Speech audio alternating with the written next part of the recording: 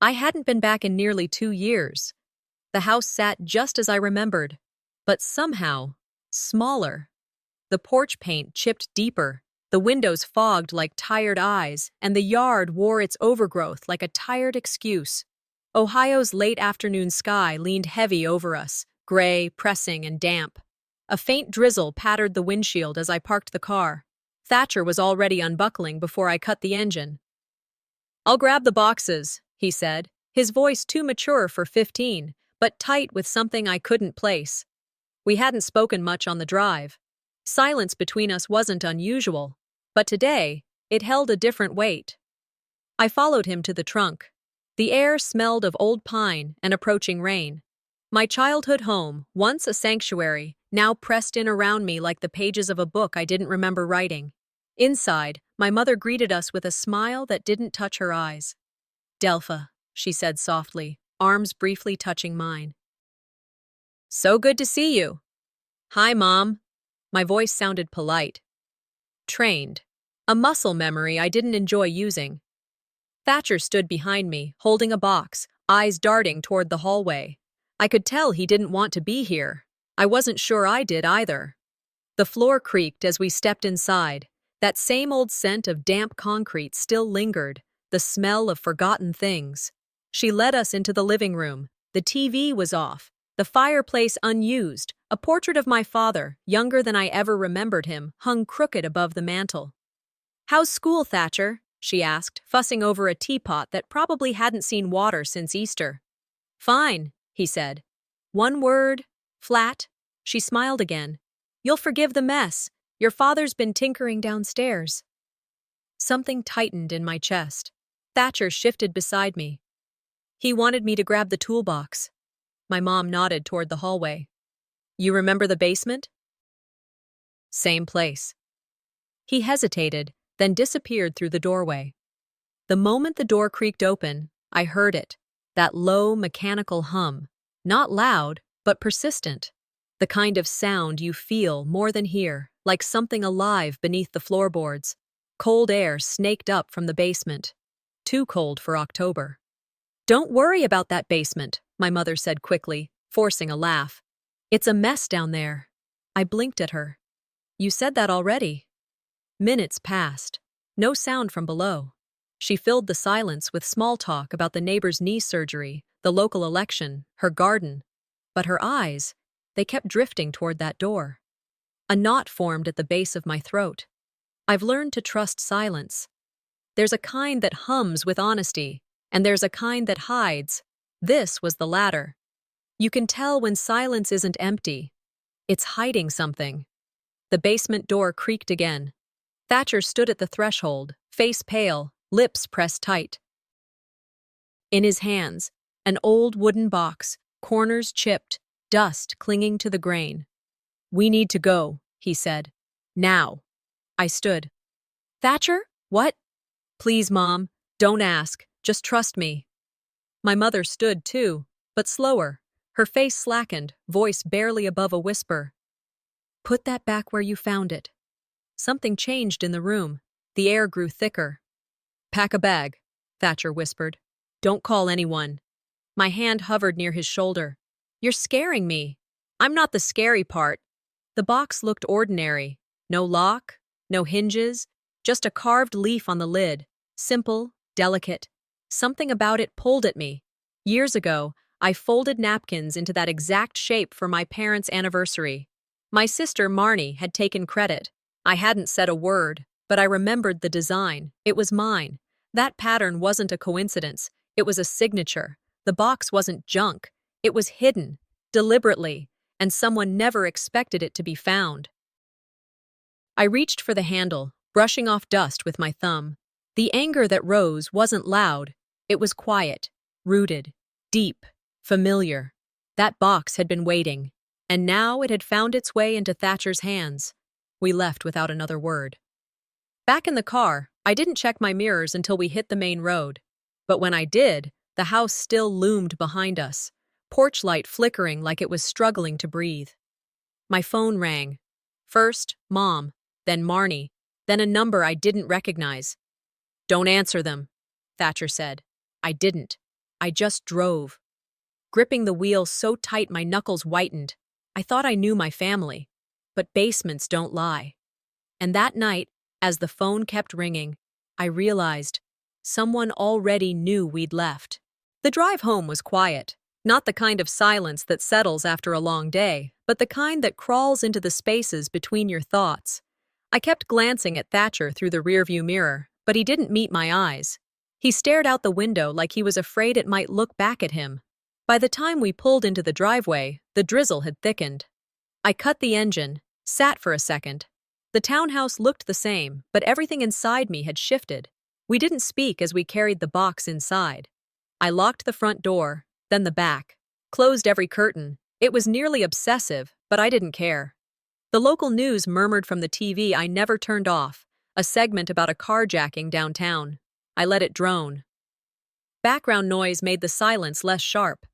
Thatcher sat on the edge of the couch, phone in hand. He wasn't scrolling, just waiting. I sat beside him, but not too close. "What was down there?" I asked quietly. He didn't look at me. "You don't want to know." A beat passed, then two. "Thatcher, I said you don't want to know." I let it go. Not because I believed him, but because part of me already did. Sometimes silence holds more violence than shouting ever could. At 9:46 p.m., my voicemail light blinked red. I hadn't noticed the missed call. Probably one of the dozen that had come through since we left my parents' house. But this one felt different. It wasn't from a contact, just a string of numbers I didn't recognize. I pressed play. The voice was low, distorted, male, but not angry, controlled, too controlled. "You took something that doesn't belong to you. That box isn't yours to carry. You have until morning. No name, no demand, just that." I played it again. Thatcher leaned in, lips parted. When the message ended, he whispered. It's his voice. I didn't ask who. I didn't need to. I hit redial. The line was dead. No ring. No click. I tried blocking it, but a new call came through seconds later. Different number. Same silence on the other end. I stared at the screen, pulse tapping behind my eyes. I opened a text to Lindsay, my old law school friend. I typed, "How do you handle a threat without proof?" My thumb hovered over send. I deleted it. What was I going to say? "Hey, remember that creepy box my son pulled from a basement and now someone might be watching us?" No, that wasn't something you text. That was something you buried. I set the phone down, walked to the kitchen for water, and that's when it buzzed again. Not a call this time. A message. Group chat. Brisby Bloodline. I hadn't seen that name in years. I'd been removed from it long before I left home. Yet now, suddenly, I was added back. No welcome, no explanation. 3 photos followed, back to back. First, my mailbox. Tonight's paper still sticking out. Second, a close-up of the wooden box on my coffee table. Third, a screenshot of the last email I'd sent to Marnie, dated 5 years ago. Unread. There were no replies, no words, just presence. I stared at the images like they were puzzles missing only one piece. Me. This wasn't a warning. It was a rehearsal. "Mom?" Thatcher's voice cut through the silence. He stood in the hallway, arms crossed, eyes wide but steady. "If we leave now, they'll find us again." I walked to the hallway, opened the small drawer I hadn't touched in months. Inside was a flash drive, dusty, scratched. The last thing my husband had left me. I never knew what was on it. I just knew he said, "Don't open this unless it gets bad." It felt like now qualified. I closed the drawer with purpose. My life had been one long exercise in avoiding conflict, keeping the lid on, keeping the peace. But peace built on silence is a prison, and I was done being a quiet prisoner. I turned toward Thatcher, nodded once. He understood. Just before midnight, as I folded a blanket onto the couch, a knock came at the door. 3 knocks. Not urgent, not hesitant, just intentional. I stepped to the peephole and stopped breathing. My father stood on the porch. No cane, no assistance, He was supposed to be using a walker. Last Christmas, Mom said he couldn't even make it to the mailbox without help. But there he was, straight-backed, silent, waiting. "Thatcher," I said without turning, "get upstairs." And in that second, I knew. The man outside my door wasn't the father I remembered. I stood in my car, 3 houses down, staring at my parents' home. Daylight painted the walls in pale gray. The neighborhood was quiet, too quiet, unchanged, as though time had paused just for this moment. I told Thatcher to stay hidden in the car. He shook his head. "No, we face this together." I swallowed hard, stepped out, and walked toward the house. The key sat under the flower pot, just like it always had. Picking it up, the weight felt heavier. Inside, the hallway was empty. No voices. No signs of life. The house felt hollow but aware. The stairs down to the basement groaned under my steps. The air turned damp, stale in a way that felt deliberate. A single bulb flickered overhead, casting shadows that jumped like nervous memories. I lifted a plastic sheet from a corner and found a metal box engraved with initials. LD. Underneath, inside the box, a thick leather-bound ledger lay. Names, dates, codes, some crossed out, some underlined. One entry read, October 2005, deferred, with my name. The realization caked in dread. What had they been tracking? Some names were scraped clean, like they never existed. I crouched and found a desktop PC under a tarp. I plugged in power. The screen blinked, then lit a Vizio Safe live surveillance application. As it populated, my stomach dropped. One view showed my current living room. Another showed Thatcher in our old kitchen. I shivered. They recorded us, not just now, for months, maybe years. My hands trembled as I scrolled. I saw myself cooking, crying, arguing. A clip froze me. I was asleep, shadows shifting behind me. Zooming in, the figure's gait was too familiar for a burglar. It knew its way around. This was never about the basement. It was about me. My heart pounded. I inserted a USB drive from my pocket, copied the files, wiping traces.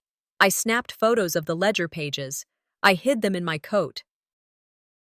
Before leaving, I taped a note to the fridge. I remember everything.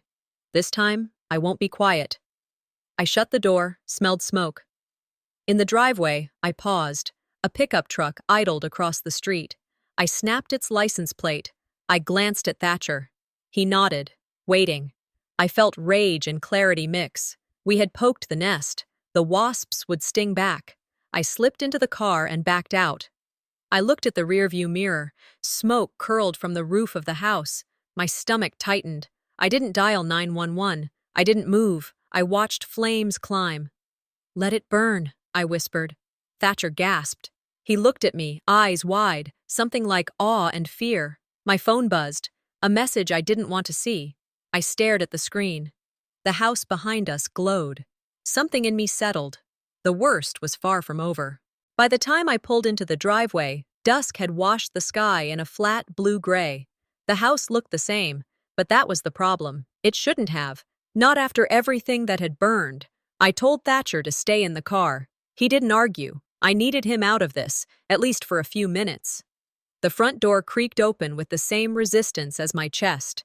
The living room was untouched. Same framed pictures, same mustard-colored armchair, even the faint scent of cinnamon that Mom always kept wafting through the air. It should have comforted me. Instead, it felt rehearsed. "Mom?" I called. "Dad?" Nothing. Then my phone buzzed. Group text. Brisby bloodline. Just 4 words. We need to talk. My thumb hovered over the screen. I didn't reply. Then I heard it. 2 voices, muffled behind the hallway wall. I moved slowly, quiet as I could, pressed my ear to the drywall like I'd done as a girl when Mom and Dad would fight late at night, thinking we were asleep. "She thinks she can take everything." The voice was sharp, female, familiar but altered by tone, one of my sisters maybe. The other voice was breathy, quick, nervous. "The ledger box. Family money. Leave it on the ledge upstairs. I pulled back. That wasn't paranoia, that was planning. But it was the last thing I heard that made me freeze. Not worthy. Those two words hit like a slap. Not angry, not hateful, just final. Like it had been decided long ago. I didn't cry. I just stood there, quiet, until the voices vanished into silence. Later that evening, I met with Norris Wexler in a parking lot near the old bakery. He'd once been my parents' lawyer. Now he claimed he was just a retired friend of the family. But he showed up with a satchel and looked around like someone was watching. He laid the folder on the hood of his car. I didn't touch it. Old trust documents, he mumbled. From when? Early versions, nothing current. He rubbed his neck. I watched his hands tremble as he flipped through the pages. Then he muttered, more to himself than to me, "The old will still names Delpha, but we had to quiet that." I stepped closer. Quiet it how? He blinked, startled. I mean, there were updates, adjustments. His folder slipped. Papers spilled across the hood. Among them, a copy of the 2006 trust revision. My name, still on it. Highlighted. Notes in red pen. Drafts. Crossed out clauses. A signature. Mine. He went pale. I pulled my phone from my coat pocket and snapped a photo. "You have no idea what they're capable of," he said, barely a whisper. "No," I said, folding the paper back into his file. "I'm starting to." I didn't wait for him to stammer another excuse. Back home, I shut the door behind me, sat on the couch, and told myself, this is real. The whispers, the legal silence, the surveillance, the lies. I'd always thought backing away from conflict was how you kept a family intact. But all it ever did was put duct tape over a leaking pipe. Eventually, the pressure finds a crack. I texted Thatcher from the next room. "Bring me the storage bin with the old papers. All of them." He asked why. I didn't answer. I whispered aloud, "You won't erase me." As I stood to head upstairs, something shifted behind me. Slow steps on the wood floor. I turned. No one. My phone buzzed again. Voicemail. "You heard too much. You're next." The lights in the hallway flickered.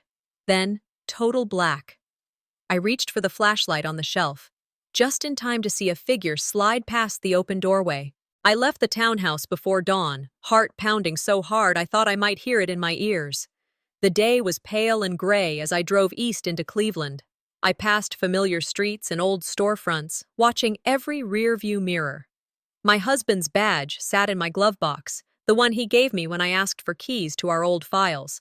I tucked it inside my jacket. Once I arrived at the Public Records Building, I didn't pause. I walked in under its tall glass doors, stepping into fluorescent light and the stale hum of air conditioning. Even before I arrived, I felt eyes on me. Maybe from my own memory, maybe from someone watching. Inside, I flashed the badge to the receptionist. She looked up sharply, recognized the name, and hesitated. Her lips pressed tight. I offered a polite nod. She led me to the records wing. I watched every clerk, every glance. I wanted to say, "You don't know what you're seeing." I sat at a long table with my laptop, scanning property deeds, guardianship records, trust documents. My fingers were stiff, but I forced them to move. Many files were blacked out, pages redacted, names erased. Then I pulled one folder marked Brisby Trust, Amendments. I opened it in a side room. Inside the folder was a medical file, my name, dated age 19, psychiatry notes indicating delusional tendencies, voluntary admission to an institution, records I never signed up for. Signatures looked familiar. The doctor listed had been disbarred years later for fraudulent practices. My skin chilled. My hands shook. That file was a weapon disguised as help. It was used to discredit me, erase me. They didn't try to fight me. They tried to erase me.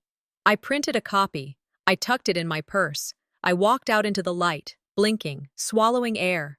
I reached home in the late afternoon. The sky held a brittle certainty. I carried a locked chest upstairs, the one my husband had kept in the attic. Part of me wanted to leave it, but I opened it.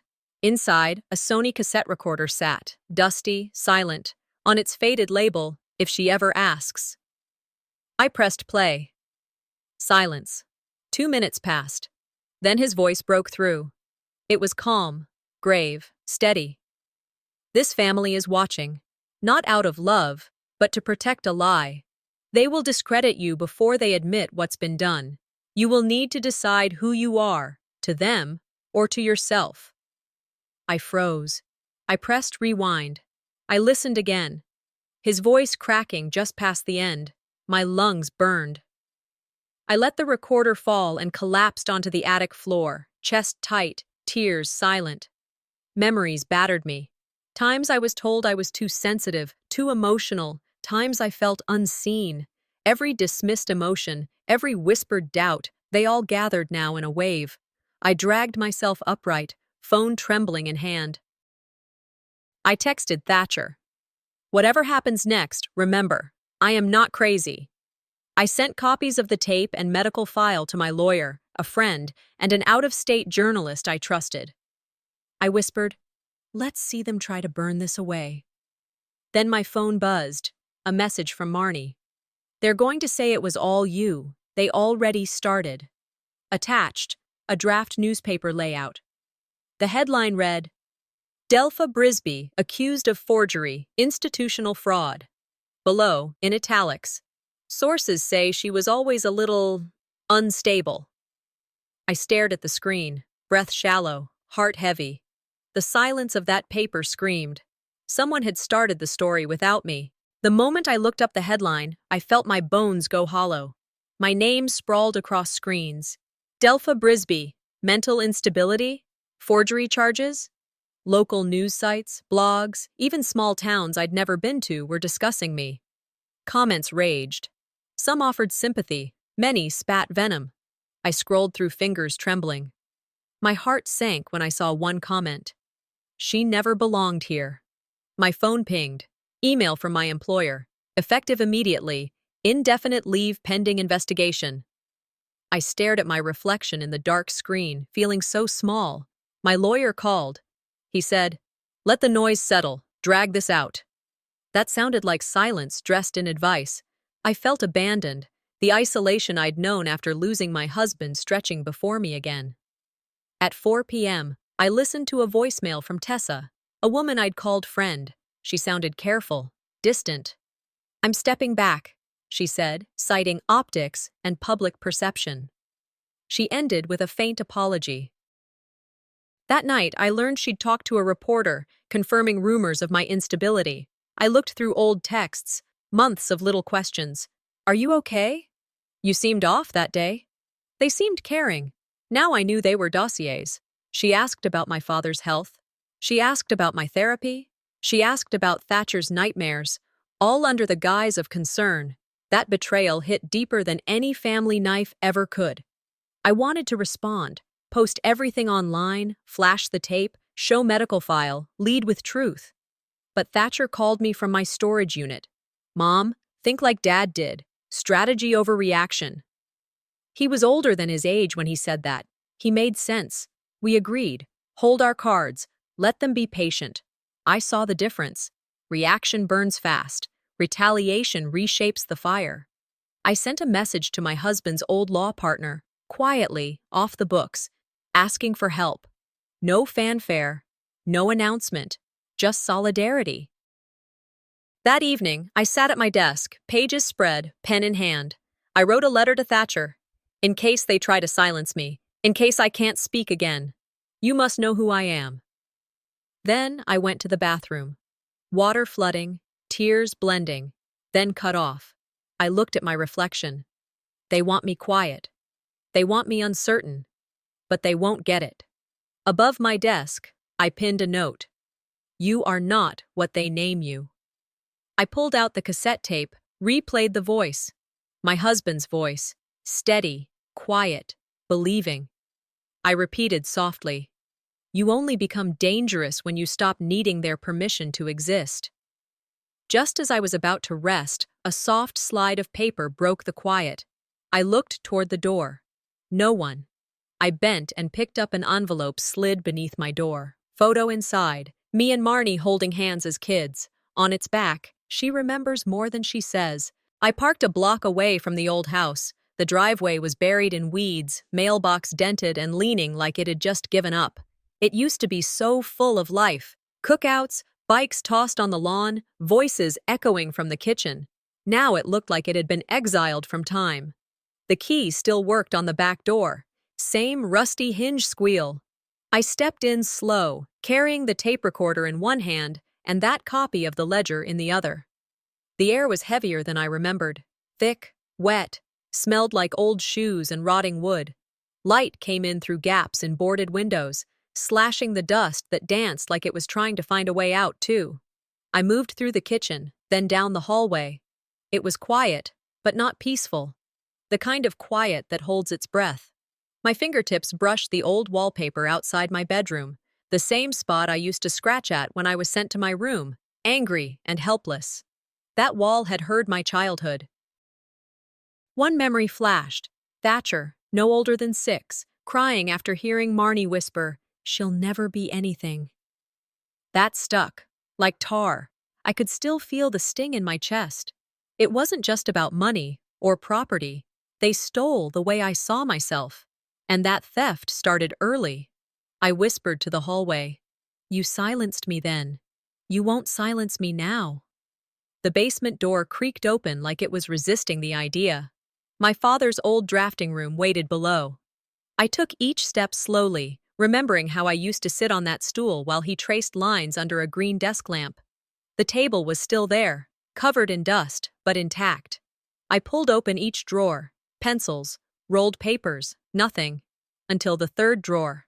I tapped the bottom. It sounded hollow. I pried at the corner with a broken ruler. A thin board popped up, revealing rolled blueprints, brittle at the edges. My hands trembled as I unrolled them across the table. There it was. The original basement layout, clean lines, labels, and then something else. A red pencil annotation. Vault, vent, wiring. The drawing showed a back annex, something that didn't exist in the remodeled version. The room had been sealed over, disappeared from the visible world. I stared at the paper, then back at the wall. I wasn't imagining this. They built over their lies.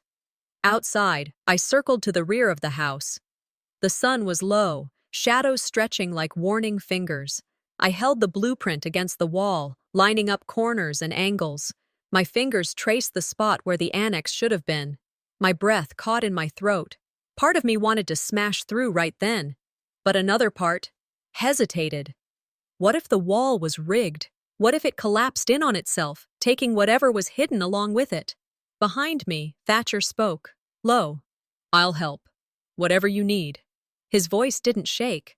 I looked back at the house, not as a daughter anymore. Not as the outcast, but as someone who finally saw the architecture of deception for what it was. And I wasn't here to mourn. I was here to dismantle. I turned and walked back to the spot. Raised my hand. Knocked. The sound was wrong. It echoed. Not a full echo, but enough. Hollow. I knocked again. The plaster chipped slightly, crumbling to the floor like it had been waiting to give in. Behind it, a tangle of wires peeked out. My phone buzzed. A message from Marnie. "Stop digging. Some walls were never meant to be opened." I stared at it, then leaned in, put my ear to the crack. Behind that wall, something was humming. Mechanical. Alive. The moment Thatcher and I cracked the plaster wide enough to slip through, I knew this wasn't just about hidden space. It was about everything that had been buried. Not just under drywall, but inside our family's silence. We moved slow. The air inside the annex was thick, hot, stale, like it hadn't been touched in years. And yet, there was a faint vibration underfoot. Power. The hum of something alive. A motion sensor camera on the wall blinked red. That little light. It meant this room wasn't forgotten. It was being watched. Or at least, it had been, recently. Servers lined one side of the narrow room, old reel-to-reel recorders stacked on the other. Tapes were labeled in meticulous handwriting, lined up like old VHS home movies. Dates, times. Names. One wall had nothing but hard drives, organized in trays. There was even an old punch code security panel next to what looked like a backup battery source under the floorboards. They didn't build this room to hide valuables. They built it to hide the truth. I picked one hard drive labeled 1989 to 1996, main feed, south. Slid it into the dusty old monitor station. The screen flickered, static, giving way to black and white footage. There I was, 16, sitting in my childhood bedroom, writing in a journal. Alone. Except, I wasn't alone. A date stamp ran across the bottom. Audio played faintly. The camera had been in my vent. Footage skipped forward. My father in the living room, arguing with someone. Marnie. His voice was tired, broken. You don't get to do this to them. You don't get to use them like this. She stood calm, unshaken. You built this room. You agreed. Another file showed her in the kitchen, watching what looked like a therapy session. Mine. She was laughing softly. Delpha still thinks it's all in her head. I backed away from the screen, knees locking. There were clips of my son too, young, maybe 4 or 5, in the playroom. I didn't recognize the camera angle. I never put anything in there, but they had. I grabbed the next hard drive. A folder caught my eye. 4D. My hands trembled as I clicked it open. There he was. My father, older, pale, sitting at the same desk I now stood before. He looked straight into the camera like he knew exactly when I'd find it. I should have told you earlier, he said, voice cracking. But I was scared. Of her. Of what we built. What I allowed. He paused, took a shaky breath. They used your name, your records, your trust. They framed you as unstable, so no one would question what they were doing with the money. It started small. Then it became survival. I built this room to watch them, not to protect them. He looked down, then back up again. You always knew something wasn't right. You were the only one who pushed back. You were the only one who didn't flinch. I couldn't protect you then, but maybe this can. The video cut to black. I didn't realize I'd dropped to my knees until Thatcher knelt beside me. I whispered, he could have told me, when I still called him Dad. He didn't answer. He didn't have to. We spent the next hour backing up every file. Flash drives, duplicates. We labeled them clean, set them in a waterproof bag. I looked at Thatcher. This isn't about revenge, he nodded. It's about fixing what broke. There was one journalist my husband trusted before he died, a man who owed him more than a few favors. I knew what we had to do now, not blast it online in some rage-fueled post, but calculate the release, control the narrative before Marnie twisted it. As we stepped out of the annex, my phone buzzed, a news alert. Breaking, Delpha Brisby, named in federal tax evasion probe. I held the screen up. Thatcher read it, jaw tight. Then he said it out loud, what I was already thinking. They know we've seen it. The night we released the files, I barely slept. My hands still smelled like plaster, dust in my hair, flash drives tucked inside a worn envelope, handed off to a reporter my husband once trusted more than his own brother.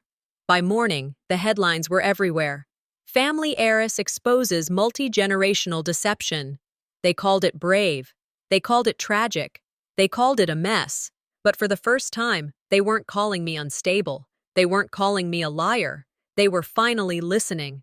My inbox flooded. Friends I hadn't heard from in years sent messages, some apologizing, some just quiet, awkward hellos. My son's school reached out. His teacher left a voicemail that ended with, "We've got his back." Marnie, of course, denied everything. Her lawyer spun the usual line, fabricated, digitally manipulated, no merit. But the files were time-stamped, verifiable, irrefutable. They had her handwriting, her voice, her fingerprints. And they had Dad's confession, shaky but direct. A week later, I stood in court, not as a defendant, as a daughter with the truth in her hands. My palms were dry for once. Thatcher stood beside me, his shoulder just behind mine, not leading, not shielding, just steady. The judge reviewed the video of the annex, the surveillance tapes, my father's admission. The prosecution didn't even need to push. The evidence unraveled the case like a loose thread pulled straight from the middle of an old sweater. Charges dropped. On record. Reporters swarmed outside. I didn't hide. I didn't duck into a side door. I stepped up to the mic, looked straight at the crowd and said, "The truth always lives longer than the lie." And I meant it. The headlines turned again. This time, they used words like vindicated, survivor, advocate. They said my name like it had weight again. That same afternoon, federal agents raided Marnie's house. Turns out, that hidden safe she always denied having, real and full, ledger books, passport copies, offshore account trails, not just hers. My brother's name showed up on more than a few documents. He's looking at a trial now. Marnie didn't fight back when they cuffed her. She didn't cry, just sneered, like she'd known it would come eventually, like part of her thought it was still beneath her. They called it the Brisbane basement betrayal on the evening news. Poetic, I guess. I visited her once, in the holding facility. She sat stiff in that plastic chair, eyes still cold, still calculating. Said, "You were always weak, Delpha." I didn't flinch. I leaned in, said, "Then why am I standing, and you're not?" We didn't say anything else. She looked away. I didn't. The annex became something else. Thatcher and I turned it into a reading space. Small chairs, warm lights. A place that doesn't feel like secrets anymore. Just stillness. Peace. My son started therapy again. No more night terrors. No more hiding under blankets when the hallway creaks. Sometimes he asks questions about Grandpa. I don't lie, but I don't give him everything either. Some truths still have weight, too heavy for little shoulders. I joined a foundation, speak at town halls sometimes. One afternoon, after I shared my story, an older woman stood and said, "You gave me words I didn't know I was allowed to say." That one got me. After, I walked out of the building, air crisp, sky low and gray. A little girl played by the fence near the lot. She waved at me, small hand, no hesitation, and I smiled back, didn't feel afraid of who was watching anymore. 2 days later, I got a letter. No return address, just one word on the envelope. Truth.